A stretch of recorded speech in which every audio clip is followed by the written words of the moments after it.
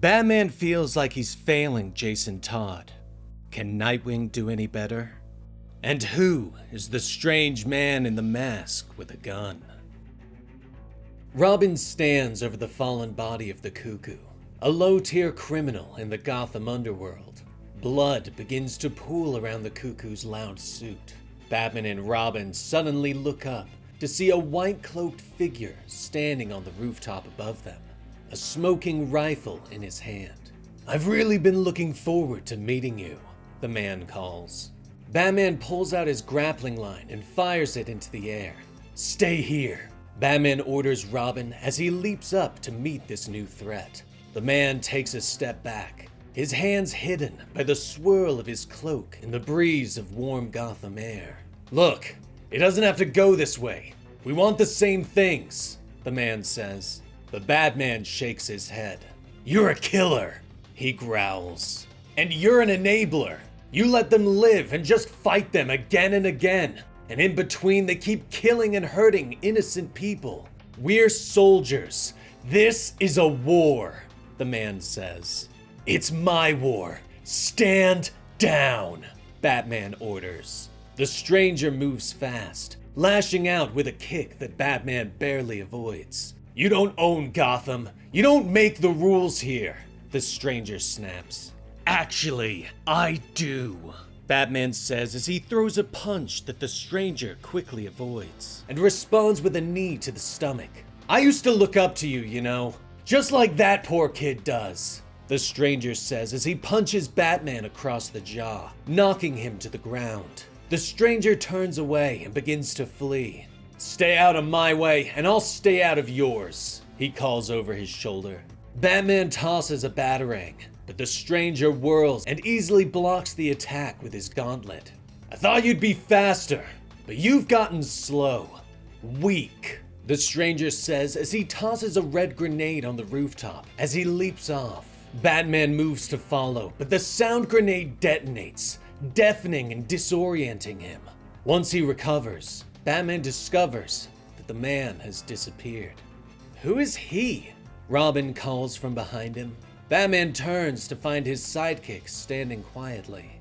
"I don't know yet, but I will," Batman growls. They return to the street and examine the body, but Jason is agitated. "I saw your face. When you found me with the Cuckoo, you thought I did it. You actually thought I killed him," Jason finally says. Batman stands and shakes his head. "No, Robin. I think you're tired. I think you're upset about what's happening, and I think we need to regroup," Batman finally says. Robin stares at him for a moment before turning away. "Whatever," he snaps over his shoulder. Later, Bruce is sitting at the Bat computer. He doesn't look as he hears Alfred coming up behind him. "I think you were right, Alfred," Bruce suddenly says. Alfred stops for a moment, letting the words sink in. "I'm sorry. Can you repeat that?"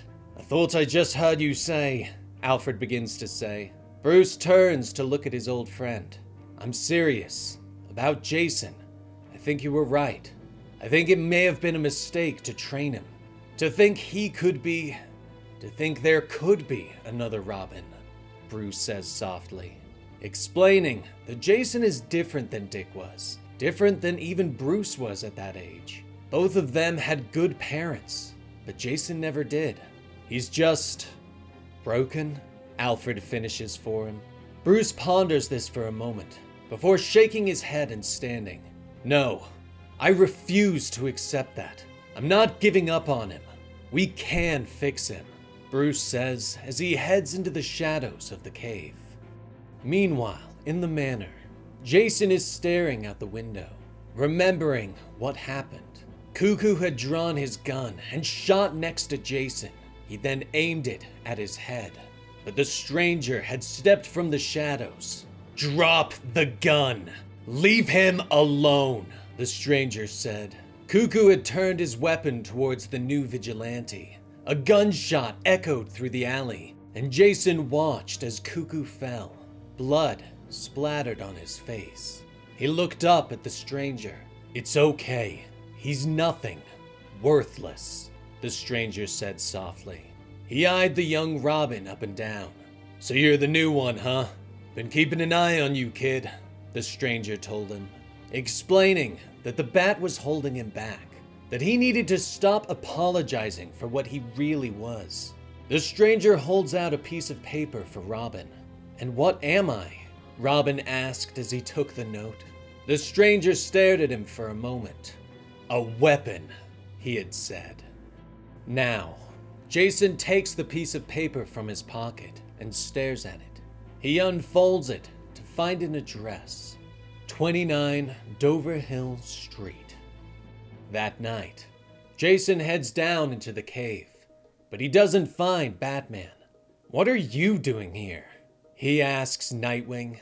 Dick smiles as he leans against the Batmobile. He thought it might be a good idea for us to spend some time together, Dick says, explaining that Batman had some JLA stuff and wanted Dick to take Jason on patrol.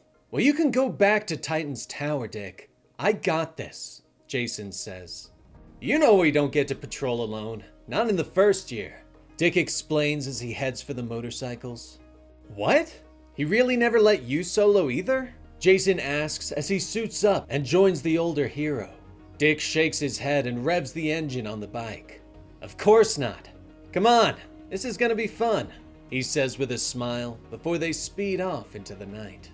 The two heroes move through the night, protecting the people of Gotham from its seedy underbelly, taking out gang members, costumed henchmen, and swinging through the cityscape. Eventually, they take a moment of rest on the edge of a building. So, I think the Titans might be taking on some new part-time members soon, Nightwing tells Robin as he glances at him. Jason cocks an eyebrow. You really think that I would want to be a Titan? He asks in shock. He looks back over the city. I'm not you, Dick. I'm not a team guy, Jason tells him. But Dick disagrees, pointing out that people change and that Jason shouldn't limit himself in his crime-fighting career. I know how it is when you're with him. It becomes all-consuming. You're not going to be a kid forever. You should enjoy it while you can, Dick tells him. But Jason shakes his head. You and your fun. This isn't supposed to be fun, Dick. It's a war. Did you ever take this seriously? Jason asks. He stands up, pointing out that while Dick is having fun, people are dying in the streets, suffering as you sit up here trying to pull your big brother act. You're not my brother, Nightwing, Jason says. I know that, Nightwing tells him softly. But Jason shakes his head and pulls out his grappling gun. Team-up night is over.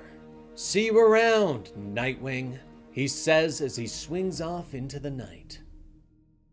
Later, Nightwing stands before Batman in the Batcave. How did it go? Batman asks. Nightwing sighs and shakes his head. Honestly, Bruce, not good, Dick tells him, explaining that Jason has a lot of anger and might need some time to figure things out for himself. Dick, tell me honestly, should I stop? Should I shut Jason down? Bruce asks. I can't tell you that, and you can't decide for him either. Not now. It's too late for that, Dick explains. Now you have to let him decide who he's gonna be. Meanwhile, in the city, Jason has arrived at the address that the stranger gave him. He slips inside and moves down to the basement, where he finds the stranger training against a punching bag.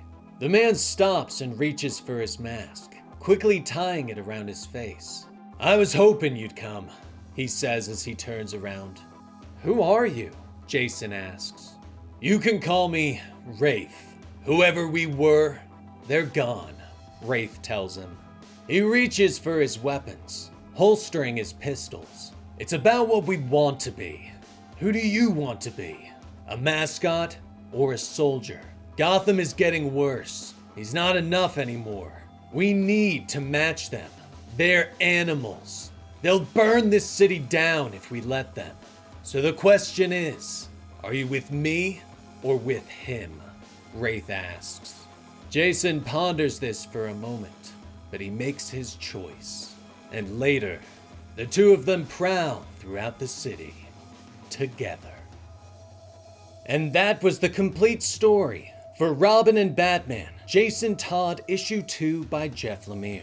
If you enjoyed this video, you can support the industry and go check it out at your local comic shop. But let me know what you thought about today's story in the comments below. There's only one more issue left of this, so be sure to subscribe to the channel so you can get notified when that comes out. And also get notifications for new videos every Monday, Wednesday, and Friday.